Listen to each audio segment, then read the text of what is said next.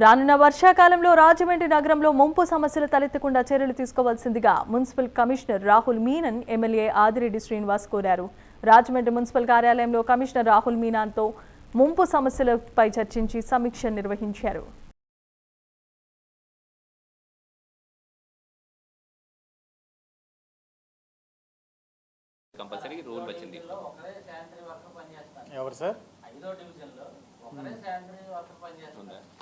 కాదు ఇది మన డివిజన్స్ మనకి పెరిఫెరల్ రీజన్ లో కొంచెం ఎక్కువగా మంది కావాలి. నేను తిరిగిన వార్డు నేను 46th వార్డు 17 మంది ఉండాలి. పడలేదన్న దానికి నేనైతే అనుమానం పడ్డాను.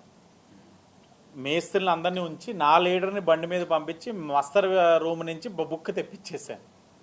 తెప్పించి చూస్తే ఇద్దరు కూడా యాబ్సెంట్ వేసి వెళ్ళారు. ఈరోజు ఇంకో చోటకి వెళ్తున్నాను. ఎక్కడికి వెళ్తున్నాను చెప్పట్లేదు. కమిషనర్ గారు కూడా నేను చెప్పట్లేదు అని అడిగారు. లేదు మీరు అలాగే వెళ్ళండి అన్నారు. ఎంహెచ్ఓ గారికి 5 నిమిషాల ముందు చెప్తున్నాను, అలా చేయడానికి ఉంటుంది. అది కూడా మధ్యాహ్నం 3ంటికి వెళ్తున్నాం. ఎందుకంటే షిఫ్ట్ మారుతున్నారు మధ్యాహ్నం. అదే టైం అయితేనే నాకు తెలుస్తుంది వాస్తవాలు. అది కూడా ఎక్కడికి వెళ్తున్నానంటే చూడట్లేదు కాబట్టి నేను ఎందుకు పనిచేయాలని అవ్వచ్చు. ప్రజలు కూడా ఇంకా ఇలా చెయ్యరులే అని చెప్పి అడగడం మానేయచ్చు. ఒక్కసారి ఇది అలవాటై system it's proposed in Pushkar proposed in అవును. లెఫ్ట్కి వెళ్తే అపార్ట్మెంట్ రైట్ సైడ్ ఉంటుంది కదా అయింది. అంటే డ్రైనేజీ లేదంటే పైన హాస్పిటల్ దాకా చిన్నది కట్టి అక్కడ మున్సిపల్ కార్పొరేషన్లో గౌరవ కమిషనర్ గారు అలాగే హెచ్ఓడీస్ అందరితోటి వస్తున్న వర్షాకాలాన్ని దృష్టిలో పెట్టుకొని తీసుకోవాల్సిన చర్యలన్నిటిపైన కూడా రివ్యూ చేయడం జరిగింది. ప్రధానంగా ఈ 2 సంవత్సరాలు కూడా ఈ కూటమి ప్రభుత్వం వచ్చిన తర్వాత చేసిన కార్యక్రమాలు ఏంట్రా అంటే అనాలోచనతోటి గతంలోనే చేసిన పనులన్నింటినీ కూడా సరిచేయడం, ఎక్కడికక్కడ డివైడర్స్ కానీ మిగతా కార్యక్రమాలు కానీ ఏదైతే చేసి ఉన్నారో వాటి వలన రెగ్యులర్గా వెళ్ళే డ్రైనేజ్ వ్యవస్థకి ఇబ్బంది కలుగుతున్న వాటిని సరిదిద్దుకుంటూ ముందుకెళ్లే కార్యక్రమం. అలాగే నగరంలోనే ప్రధానంగా కొన్ని నీట మునిగే ప్రాంతాలు ఉన్నాయి. వాటిని ఒక్కొక్కటిగా గమనించుకుంటూ ఒక ప్రాంతంలో అది క్లియర్ చేస్తే దాని ఇంపాక్ట్ ఇంకో ప్రాంతానికి వెళ్తుంది. ఆ ప్రాంతంలో కూడా ఏం చెయ్యాలన్న దాని మీద అవగాహన చేసుకుంటూ ఒక్కొక్కటి సరి చేసుకుంటూ వెళ్తా ఉన్నాం. ఉదాహరణకి వీరభద్రాపురమే ఉంది, నీట మునుగుతుంది.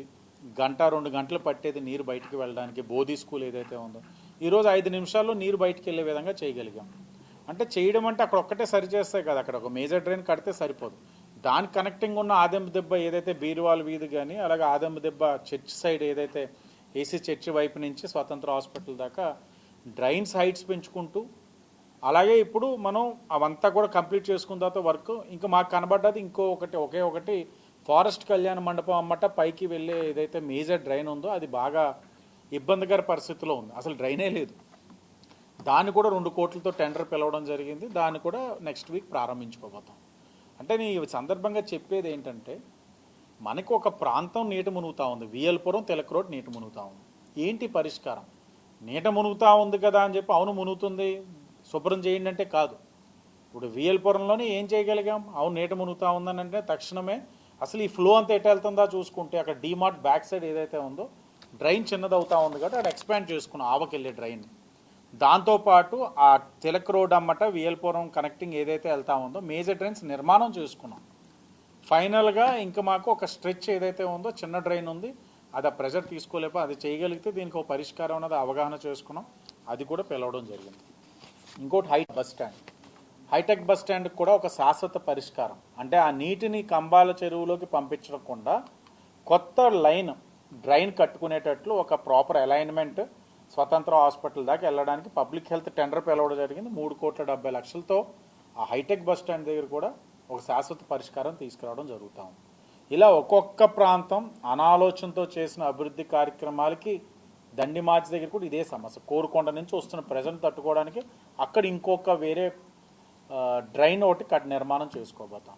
ఇవి చేయడంతో పాటు ఎప్పటికప్పుడు శాస్త్రీయంగా రిలీజియస్గా డీసిల్టింగ్ అనేది చేయాల్సిన అవసరం ఉంది. అది చేయగలిగితేనే వచ్చే వర్షాకాలానికి డ్రైనేజ్ వ్యవస్థ అంతా కూడా సమర్థవంతంగా నీటిని తరలించడానికి అవకాశం ఉంటుంది. అది కూడా ఎవ్రీ 2 months మీరు చూడండి నగరంలో ఎక్కడెక్కడ మేజర్ డ్రైన్స్ డీసిల్టింగ్ అవుతూనే ఉన్నాయి, చిన్న డ్రైన్స్ డీసిల్టింగ్ అవుతూనే ఉన్నాయి. అలాగే మేజర్ డ్రైన్స్ మీద ఏదైతే అనాథరైజ్డ్ కన్స్ట్రక్షన్స్ ఉన్నాయో వాటిని నిర్మూలిస్తూ రెగ్యులర్ ఇంటర్వెల్స్లో మ్యాన్హోల్స్ కూడా పెట్టే కార్యక్రమం తీసుకోవాల్సిన అవసరం కూడా ఉంది. ఈ మ్యాన్హోల్స్ కూడా లేకపోవడంతో అటే స్ట్రెచ్ డ్రైన్ ఉండడం, ఏం జరుగుతుందో తెలియదు, దాని మీద అనాథరైజ్ నిర్మాణాలు. కాబట్టి కట్టిన వాళ్ళని కూడా రిక్వెస్ట్ చేస్తూ వాళ్ళని తొలగిస్తూ, అలాగే మ్యాన్హోల్స్ కూడా పెడుతూ, ఈ శానిటేషన్ వాళ్ళు కూడా రెగ్యులర్గా ఆ లోపల ఉన్నది కూడా క్లియర్ చేసుకునేటట్లు చేస్తున్నాం. ఏదేమైనా ఈ నగరం చాలా డెన్స్లీ పాపులేటెడ్ అయిపోతూ ఉంది. మొన్న ఒక చోట చోకింగ్ వచ్చింది, ఓపెన్ చేసాం.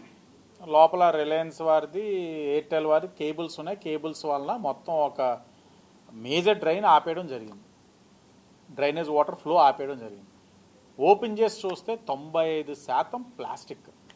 ఆ ప్లాస్టిక్ వ్యర్థాలు చూసిన తర్వాత ఆశ్చర్యం కూడా కలిగింది, బాధ.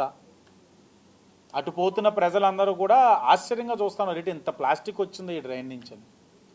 ప్రజల్లోంచి కూడా ఒక మార్పు రావాలి, ప్లాస్టిక్ వాడకాలని తగ్గించాలి, డ్రైనేజ్లో పాడేయాలన్న ఆలోచనని మార్చుకోవాలి.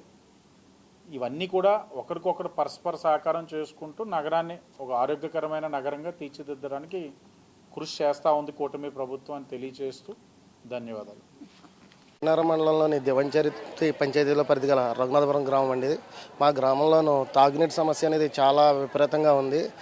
ముఖ్యంగాను పైప్ లైన్లు లీకేజ్ అయిపోయి దాని నుండి డ్రైనేజ్ వాటర్ కలిసిపోయి వాటర్ రావడం వల్ల దాంట్లో పురుగులు వ్యర్థాలు కూడా మనకి త్రాగునీరులో వచ్చేస్తున్నాయండి.